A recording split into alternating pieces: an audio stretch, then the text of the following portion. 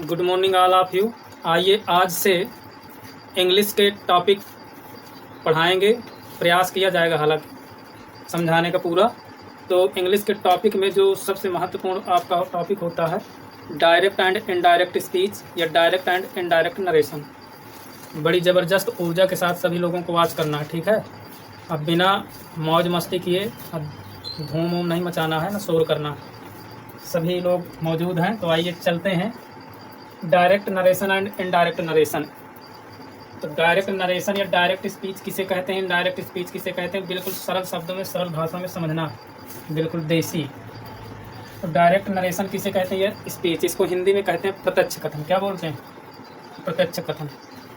प्रत्यक्ष कथन का मतलब ये है कि वक्ता की बात को या स्पीकर की बात को ज्यों का त्यों बोलना, यानी सेम टू सेम बोलना क्या कहलाता है आपका? प्रत्यक्ष कथन या डायरेक्ट स्पीच। जो आपका वक्ता होगा उसकी बात को ज्यों का त्यों प्रस्तुत करना, ये बोलना कहना सेम टू सेम आपका क्या कहलाता है? Direct narration. एग्जाम्पल के तौर पर यूँ ले लीजिए, जैसे कह दिया जाए Hari said to Meera comma inverted comma Rohit is good student.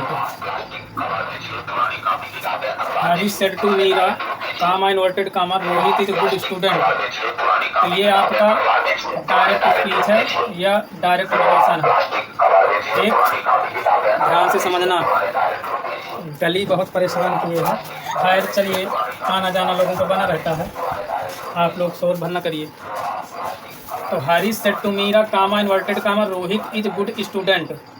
ठीक, इसके बाद आपको समझना इनडायरेक्ट स्पीच या इनडायरेक्ट नरेशन, अप्रत्यक्ष कथन कहते हैं जिसे। आप यही लोग जब कोई बात पता चलती है, चर्चाएं आपस में फ्रेंड्स करते हैं, तो किसी थर्ड पर्सन की बात को बढ़ा चढ़ा करके बोलते हैं, और बढ़ा चढ़ा के किसी की बात को बोलना ही आपका क्या कहलाएगा? Indirect speech. मिस्टर ध्यान दो इधर, वक्ता की बात को सेम टू सेम ना कहना, यानी ज्यों का त्यों ना कहना, इनडायरेक्ट स्पीच कहलाता। जब किसी की बात को हम हूबहू उसी रूप में नहीं बोलेंगे तो क्या कहलाता? Indirect speech. जैसे इसी को हम चेंज करना चाहेंगे, सेड टू के बाद ऑब्जेक्ट आया है मीरा, तो सेड टू को हम चेंज कर देंगे किसमें? टोल्ड में। तो ये हो जाएगा आपका हरी टोल्ड मीरा। कंजक्शन लगाएंगे दैट, क्योंकि ये असर्टिव सेंटेंस में है, तो ये हो जाएगा दैट, जो जोड़ने का कार्य करेगा दोनों सेंटेंस को। रोहित वाज गुड स्टूडेंट, इसके टेंस में भी परिवर्तन होगा, चेंज करेंगे स्टूडेंट, ये बन गया। तो ये आपका इनडायरेक्ट स्पीच कहलाएगा। जब इस कथन को परिवर्तित करके चेंज करके हम इसको फॉर्मेट करेंगे, बनाएंगे, तो क्या कहलाता है? Indirect speech. यहाँ ध्यान दीजिएगा, जो डायरेक्ट स्पीच होता है इसके दो पार्ट होते हैं, ध्यान से समझना।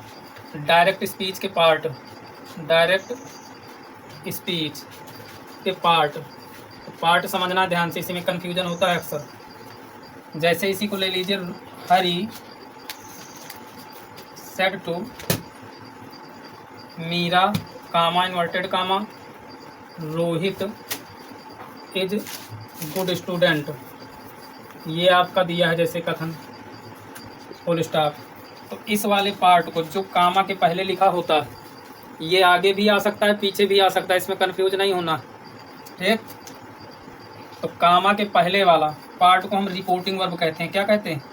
रिपोर्टिंग वर्ब, या इसी को रिपोर्टिंग पार्ट भी कहते हैं। चाहे रिपोर्टिंग वर्ब का हो चाहे रिपोर्टिंग पार्ट का हो। और आपका जो इन्वर्टेड कामा में बंद होता है, जिसको कमरे में बंद कर देते हो, कैद कर देते हो, तो ये रिपोर्टेड स्पीच होता है। क्या होता है? Reported speech.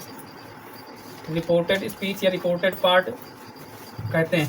तो इसको ध्यान से समझना। इधर ध्यान दो, न्यूज इधर, हरी सेड टू मीरा, ये आपका रिपोर्टिंग वर्ब, कामा इन्वर्टेड कामा के अंदर जो वाक्य होगा ये, इसे रिपोर्टेड पार्ट या रिपोर्टेड स्पीच कहते हैं। ध्यान से फिर एक बार क्विक रिवीजन के साथ समझ लीजिए। किसी की बात को सेम टू सेम प्रेजेंट करना क्या कहलाता? Direct speech. इसी का जस्ट अपोजिट, किसी की बात को ज्यों का त्यों प्रेजेंट ना करना, यानी सेम टू सेम प्रेजेंट ना करना, इनडायरेक्ट स्पीच कहलाता है। डायरेक्ट स्पीच का जो सेंटेंस लिखा जाएगा उसमें कामा इन्वर्टेड कामा का यूज किया जाता है, और इसका पहला अक्षर इन्वर्टेड कामा के अंदर का पहला अक्षर कैपिटल लेटर में लिखते हैं। कहाँ में लिखेंगे? कैपिटल लेटर में। तो ये तो रहा इनके बारे में शॉर्ट में इनकी थ्योरी। अब चलते हैं डायरेक्ट से इनडायरेक्ट बदलने के रूल्स पढ़ना है आपको। तो याद रखना है, कामा के पहले वाले वाक्य को रिपोर्टिंग वर्ब, इन्वर्टेड कामा के अंदर वाले वाक्य को रिपोर्टेड स्पीच कहते हैं। ठीक है, आइए इसको समझते हैं। डायरेक्ट से इनडायरेक्ट बनाने के समान नियम अभी परिचय दिया। डायरेक्ट स्पीच किसे कहते हैं, इनडायरेक्ट स्पीच किसे कहते हैं, रिपोर्टिंग वर्ब क्या है, रिपोर्टेड पार्ट क्या है। अब डायरेक्ट से इनडायरेक्ट बदलने के क्या नियम होते हैं समान, ये समझना, ध्यान से समझिएगा। पहला नियम क्या है, रूल, कामा तथा इन्वर्टेड कामा को हटा देते हैं। जब डायरेक्ट से इनडायरेक्ट स्पीच बनाते हैं तो क्या करते हैं, कामा तथा इन्वर्टेड कामा को हटा देते हैं। यहाँ एक वाक्य भी लिखे दे रहे हैं ताकि समझ में अच्छे से आए। Rani said to her friend, comma inverted comma, Lucky is my brother, full stop inverted comma close. तो कह रहा है डायरेक्ट से इनडायरेक्ट बनाते समय ये कामा जो दिया है ये और इन्वर्टेड कामा ये हटा देते हैं, पहला रूल कह रहा है। दूसरा, डायरेक्ट से इनडायरेक्ट बनाते समय रिपोर्टेड पार्ट के आई, यदि आई आया हो या प्रॉपर नाउन आया हो, व्यक्तिवाचक संज्ञा आया हो। व्यक्तिवाचक संज्ञा का मतलब कोई नाम, जैसे श्याम, राम, हरि, मोहन, नंदू, ठीक है, मोटू, पतलू, तो ये सारे नाम आएंगे तो उनको छोड़कर पहले शब्द का पहला लेटर स्मॉल लेटर में लिखते हैं। अर्थात इसकी बात कर रहा है, यहाँ जो शब्द आएगा स्टार्टिंग में इन्वर्टेड कामा के अंदर, तो इसका पहला अक्षर, जैसे यल इसमें कैपिटल लिखा, तो जब डायरेक्ट से इनडायरेक्ट बनाएंगे तो ये अक्षर स्मॉल लेटर में लिखते हैं। कब? जब आई ना आया हो और क्या ना आया हो, आपका प्रॉपर नाउन ना आया हो, तब। तीसरा रूल क्या कह रहा है, टेंस प्रोनाउन का परिवर्तन करते हैं। डायरेक्ट से इनडायरेक्ट बनाते समय टेंस का परिवर्तन करेंगे, प्रोनाउंस का भी परिवर्तन करेंगे और साथ ही आपके निकटता सूचक शब्दों का भी परिवर्तन करते हैं। जैसे दिस को क्या हो जाएगा, दैट हो जाएगा, तो ये साड़ी आपको भी लिखाई जाएगी। क्लियर? तो निकटता सूचक शब्दों को और टेंस को, प्रोनाउंस को चेंज करते हैं। इसके बाद अगला रूल क्या है, उचित कंजक्शन, यानी जो कंजक्शन जिस सेंटेंस में यूज होगा जोड़ने के लिए, उचित कंजक्शन से वाक्यों को जोड़ देंगे। ठीक है, बालक ओढ़निया वाली ना बनो ज़्यादा, यहाँ ध्यान दो। एक उचित कंजक्शन से वाक्यों को जोड़ देते हैं। तो उचित कंजक्शन का मतलब जैसे है आपका दैट, इफ, ठीक है, टू, ये आपके कंजक्शन है जो इन दोनों वाक्यों को, रिपोर्टिंग वर्ब और रिपोर्टेड पार्ट को जोड़ने का कार्य करेंगे। आइए अब समझते हैं प्रोनाउंस। इसके बाद टेंस एक एक करके समझेंगे। पहले प्रोनाउंस कैसे चेंज करेंगे, प्रोनाउंस क्या होते हैं ये समझना है। इसके बाद टेंस, फिर निकटता सूचक शब्द, इसके बाद असर्टिव सेंटेंस की ओर चलेंगे। आइए पढ़ते हैं प्रोनाउंस। आइए प्रोनाउंस टेबल समझते हैं। अभी आपको समान नियम बताए थे डायरेक्ट से इनडायरेक्ट के, अब समझना प्रोनाउंस टेबल कैसे प्रोनाउंस चेंज करते हैं। इसकी पहले टेबल समझ लीजिए, इसके बाद आगे बढ़ते हैं। एक खाने में आपका लिखा है पर्सन, इसमें नॉमिनेटिव केस, इसकी हिंदी होती है कर्ता कारक। पर्सन माने पुरुष, ऑब्जेक्टिव केस कर्म कारक, और इधर है पॉजेसिव केस संबंध सूचक कारक। टाँकू ना बनो, बिल्कुल तो मांगुल माल को फेल किए। समझना फर्स्ट पर्सन के प्रोनाउन कौन होते हैं, ये पहला समझना। फर्स्ट पर्सन कहते किसे, तो जो स्वयं बात करता है। तीन व्यक्ति होते हैं, समझना जरा। जैसे दो दोस्त हैं, आपस में बैठ के चर्चा कर रहे हैं, तो हमेशा जो दो दोस्त होंगे तो अपनी कम किसी थर्ड पर्सन की चर्चा ज़्यादा करते हैं। ठीक, तो समझना जो स्वयं से कोई बात करता है उसे फर्स्ट पर्सन कहते हैं। जैसे आई वी, जैसे मेरा कोई मैटर है, अब मैं तुमसे बताना चाहता हूँ किसी फ्रेंड से, तो जो स्वयं बात कर रहा है, बताना चाहता है, वो फर्स्ट पर्सन कहलाता है। तो स्वयं बात करने वाले को फर्स्ट पर्सन कहते हैं। इसके अंतर्गत या तो आई का यूज करेगा वो, या तो वी का यूज करेगा। इसका ऑब्जेक्ट आई का मी, वी का अस, और पॉजेसिव में आई का माई, माइन, उसमें वी का अवर, अवर्स होता है। ये ध्यान देना। यानी अगर आपका मी आएगा किसी सेंटेंस में रिपोर्टेड पार्ट में, तो मी को जो है ऑब्जेक्ट रूप में ही बदलोगे, जो उसका ऑब्जेक्ट होगा उसको ऑब्जेक्ट में ही लेते हैं। आगे जब लिखाएंगे समझाएंगे, समझ में आएगा। सेकेंड पर्सन किसे कहते हैं, तो जिससे वह बात करता है। फर्स्ट पर्सन वाला जिससे बात करेगा, शेयर करेगा। भाई आज का डिजिटल ज़माना, तो शेयर तो करते ही करते हैं। तो जिससे वो बात कर रहा है, चटिया बतिया रहा है, उसी को हम सेकेंड पर्सन कहते हैं। जैसे यू, यू माने तुम, दाऊ माने तू, ठीक है। और इसका ऑब्जेक्ट क्या होता है, यू, और पजेसिव हो जाएगा योर योर्स। ध्यान दीजिएगा, सेकेंड पर्सन को यू योर्स योर्स। अब आइए समझते हैं थर्ड पर्सन।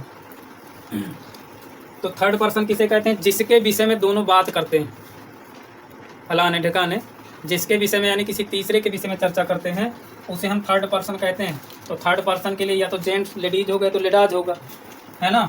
या तो जेंट्स के बारे में बात करेंगे या तो लेडीज के बारे में बात करेंगे। तो जेंट्स के लिए ही का ऑब्जेक्ट हिम और पजेसिव हिज होता है। अगर सी होगी, लेडीज होगी, तो सी इसका हर हर्ष। इट ये अक्सर निर्जीव वस्तु के लिए यूज किया जाता है। इट का इट इट्स। अब दे का देम हो जाएगा, देयर हो जाएगा, ठीक है। तो इस प्रकार से हम ये टेबल को तैयार करेंगे। एक बार फिर समझिए, जो व्यक्ति स्वयं बात करता है उसे फर्स्ट पर्सन, जिससे करता है उसे सेकेंड पर्सन, जिसके बारे में करता है उसे थर्ड पर्सन कहते हैं, ठीक है। जैसे आप लोग चैटिंग करते हैं ना, बाबू सोना करते हैं, पुच्चू टोना करते हैं। बाबू सोना पुच्चू टोना में अक्सर चर्चाएं चलती हैं first person, second person, third person की। तो ये टेबल आपको तैयार रखना। जब ये टेबल तैयार हो जाएगी तो इसके आगे आपको लेकर के चलेंगे। आगे का मतलब टॉपिक की हो, ठीक है। आइए अभी आप लोगों को प्रोनाउंस टेबल समझाई, first person, second person, third person, ये याद रखना है। इसके बाद आप लोगों को समझना है कैसे चेंज करते हैं। तो शॉर्ट में ट्रिक याद रखना, सन बटा 123 किसी बेटे का नंबर है, ये याद रखना, ठीक है। सन बटा 123, उत्तर न समझ लेना यहाँ पर, इसका कोई मतलब हो यार। तो आइए बच्चा समझना है बेटा, इधर ध्यान देना। मिस्टर अभिषेक बच्चन, जूनियर अभिषेक हो, तो यहाँ पर समझना है जहाँ एस फॉर सब्जेक्ट क्या होता है? सब्जेक्ट यहाँ विषय नहीं समझना है। सब्जेक्ट फॉर मतलब करता समझना। तो सब्जेक्ट के नीचे डिजिट कितनी है? एक। तो एक का मतलब समझना है फर्स्ट पर्सन, क्या समझना? फर्स्ट पर्सन अभी लिखा है टेबल में, ये होता है, ध्यान दीजिएगा। इनके ऑब्जेक्ट और पजेसिव अपना उस टेबल से देख लेना। ओ फॉर समझना है ऑब्जेक्ट मीन्स होता है कर्म, क्या होता है? कर्म। इसके नीचे दो दिया है तो ये हो जाएगा सेकेंड पर्सन क्या होता है? यू होता है, दाऊ होता है, दाऊ माने तू होता है, ध्यान देना। एन दिया है, एन का मतलब समझना है आपको बेटा नो चेंज, क्या समझना? No change. और नो चेंज का मतलब यदि थर्ड पर्सन आया हो, 3 नंबर का मतलब है थर्ड पर्सन, क्या है? तीसरे का मतलब है थर्ड पर्सन।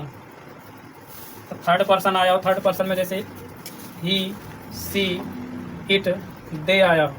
अब इनको समझ ले, कंसेप्ट समझिए।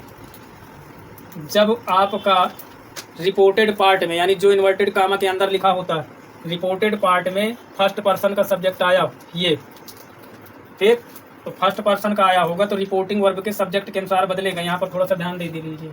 जैसे कह दिया जाए Heera says to me, comma inverted comma, I am a teacher, full stop inverted comma close. तो यहाँ ध्यान देना, यदि फर्स्ट पर्सन का सब्जेक्ट आया हो तो ये रिपोर्टिंग वर्ब ये है, तो ये सब्जेक्ट के अनुसार बदलेगी। फर्स्ट पर्सन आया हो तो सब्जेक्ट के अनुसार। फिर से ध्यान देना, दूसरे में यदि आपका सेकेंड पर्सन आया, यहाँ पर यू आ जाता अगर, तो ये बदलेगा इसके ऑब्जेक्ट के अनुसार, मी के अनुसार, रिपोर्टिंग वर्ब के। किसके अनुसार बदलेगा? मी के अनुसार, ठीक है। यहाँ कोई भी ऑब्जेक्ट हो सकता है। यहाँ सेकेंड पर्सन का प्रोनाउन आया है तो इसके अनुसार चेंज होगा, फर्स्ट पर्सन का आया है तो सब्जेक्ट के अनुसार चेंज होगा। यानी पहला वाला पहले से, दूसरा वाला दूसरे से। और जब थर्ड पर्सन आ जाए ना, तो थर्ड पर्सन को नो चेंज। थर्ड पर्सन में इसकी आई के स्थान पर सी आ जाए, ही आ जाए, इट आ जाए, दे आ जाए, तो नो चेंज। इतना ध्यान देना, एक बार क्विक रिवीजन के साथ समझना। हम समझा क्या रहे हैं कि ये आपका रिपोर्टेड पार्ट वाला वाक्य है इन्वर्टेड कामा के अंदर, ये रिपोर्टिंग पार्ट का। तो यदि यहाँ फर्स्ट पर्सन का प्रोनाउन आया तो इसको बदलेंगे सब्जेक्ट के अनुसार। यदि सेकेंड पर्सन का प्रोनाउन जैसे यू आया तो बदलेगा ऑब्जेक्ट के अनुसार। थर्ड पर्सन आया तो नो चेंज। तो ये सन बटा 123 माइंड में रखना है। इसको ध्यान में रखते हुए आगे प्रोनाउंस चेंज करने में आपकी बहुत महत्वपूर्ण भूमिका निभाएगा। क्लियर? और उम्मीद करते हैं कि आप लोग इसका डिटेल समझ गए होंगे। नोट्स में छाप लेना, इंग्लिश के सर अभी है नहीं है, इसलिए मजबूरी में आप लोगों को ये समझाने का प्रयास किया गया। और आई होप कि आप लोगों को ये सेशन समझ में आया होगा।